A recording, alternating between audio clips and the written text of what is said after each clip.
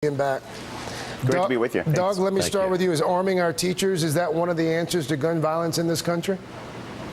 Well, I think we need to take a complete look at the situation. I think, Mr. LaPierre seems to think that guns had nothing to do with what happened in Newtown.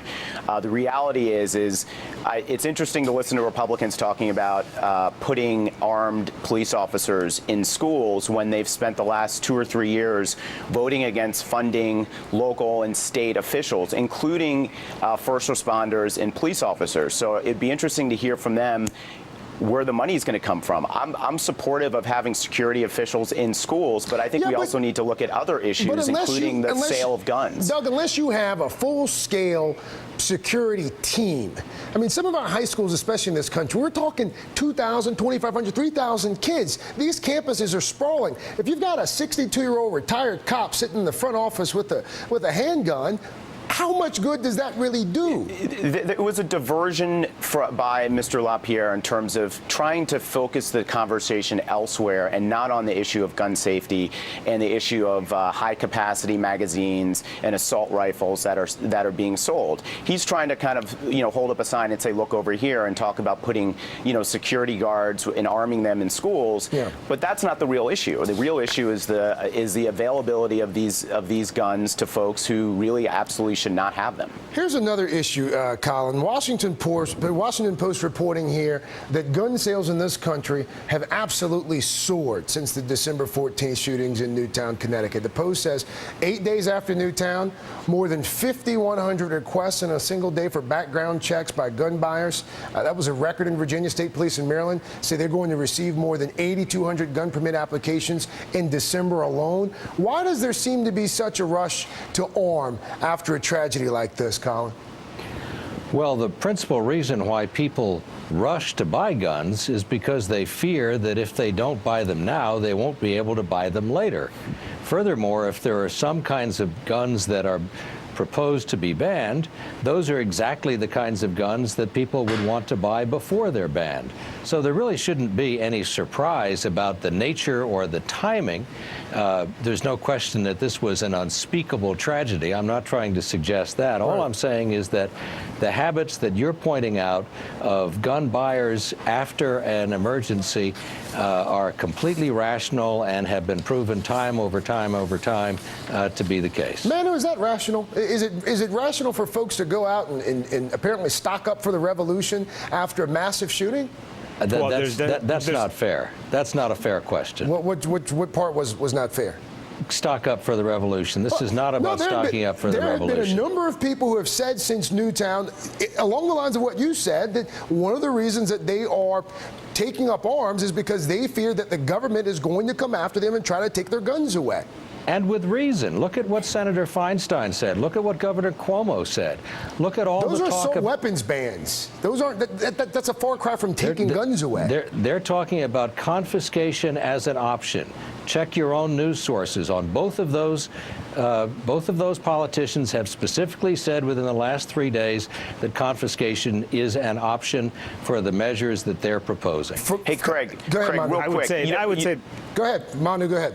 Yeah, I would say that the chances of getting something like that through Congress, even after this tragedy and an assault weapons ban, will still be very difficult in the new year, in the new Congress. People have that fear that an assault weapons ban or more gun control restrictions will come into play. But look, the political dynamics will still be very difficult to impose a lot of those restrictions, to reinstate an assault weapons ban.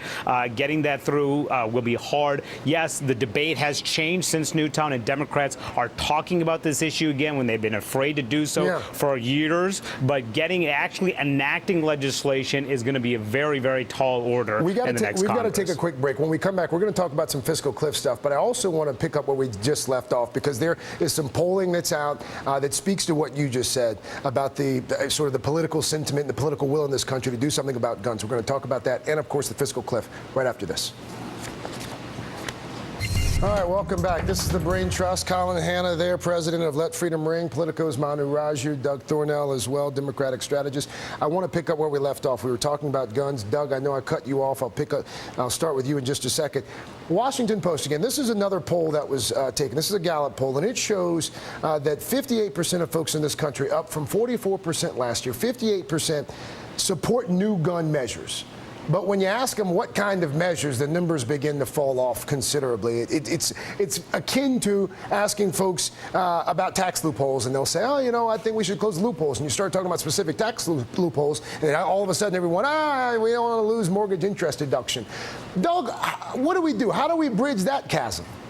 Well, you know, you can't have your cake and eat it too. You know, that's kind of what the situation with guns that we're looking at. I think, you know, just to back up a little bit in terms of the part you were talking about in terms of the government taking your guns. I mean, we need to remember that one of the biggest members of the NRA are gun manufacturers. Who benefits from all of the sales of guns? Gun manufacturers. The NRA is a huge they're the ones who are stoking a lot of the fear about the guns being taken away. They get $1 for every sale of a gun or a package of ammunition at many stores. So they benefit by having this weird relationship where they're stoking the fear and paranoia that the government's taking their guns away. Gun manufacturers benefit financially, and so does the NRA. So I don't think we should forget about that. That is a point worth making. Colin, quick question, not to put you on the spot here. Are you an NRA member? Are you a member? I am. I'm a life member. Do you have high-capacity magazine clips? I do not. Do you see the need in restricting those? It's right at the edge of what I think is constitutionally permissible. You know, it was permissible to restrict the sale of machine guns. That was done in 1934. This is relatively close to it. There are some real overreaches that I think a lot of people are talking about, but it's possible that high-capacity magazine restrictions could be done in a way that is constitutional. I'm just not sure that, frankly, that it's going to be that useful, that effective. I don't think that those are the solutions that will stop the epidemic of violence, but it's right at the edge of what might be constitutional. Manu, you alluded to this before the break. Politically, there may not be the will. Fact of the matter is there very well could not be the will 2 months from now in the halls of Congress. What are you hearing about this as the tragedy becomes more of a distant memory to a lot of folks? Well, I mean, everyone, of course, is very upset about this and thinks that there needs to be a conversation. But what that conversation entails, there's where the disagreement lies. Look, I talked to a lot of senators about this, Democrats, too, who come from conservative states, some who are up for re-election, who are not convinced that there need to be further restrictions on guns. So not only do we have Republicans who, for the most part, would oppose further restrictions, not just in the Senate, but also in the Republican-controlled House, but a lot of conservative Democrats from states like Alaska or Louisiana, folks who have opposed reinstating the assault weapons ban. Now, when we talk about it in the new Congress, we'll see, because we'll wait for the president and his task force to unveil their proposal, and we'll see how sweeping and how tough they want to go on gun control, or whether or not they try to thread the needle, do a compromise measure that could attract some of those conservative Democrats, people like Joe Manchin of West Virginia, who've expressed some interest in doing something along the lines of restricting high-capacity magazines. All right, last break here. When we come back, though, who will save the day as we get closer to the fiscal cliff? Back with the Brain Trust right after this. We're back now with the Brain Trust for some final thoughts. Democratic strategist Doug Thornell, Politico's Manu, Raju, Colin Hanna of the Let Freedom Ring operation there. Doug, let me start with you. Fiscal cliff, or as the LA Times put it yesterday, some Americans will wake up Tuesday with financial headaches to rival a New Year's Eve hangover, perhaps. Will we have a hangover or a deal on New Year's Day?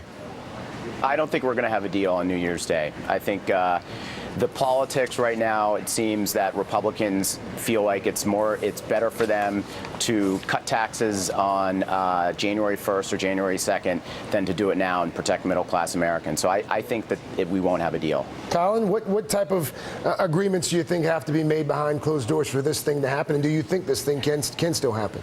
Well, I think there's a pretty good chance of a deal being worked out because you've got 4 deal makers, and what do deal makers do when they sit down at a table with the clock running out but make a deal? But I think that's the whole problem. I don't think we want a deal. I don't think the American public wants another deal. They want solutions. Yeah. A year ago, we had a chance with cut, cap, and balance, with the fiscal cliff perhaps being passed, and we're now looking at the debt ceiling issue. We're going to be back into that fight. And let's focus on spending, not taxes. That's where the problem is. Manu, there's some disagreement over what Colin just said. The president seems to be dealing from a position of strength, though. Is he likely to get concessions that he needs from Republicans to see his plan through, or is this simply about revenues?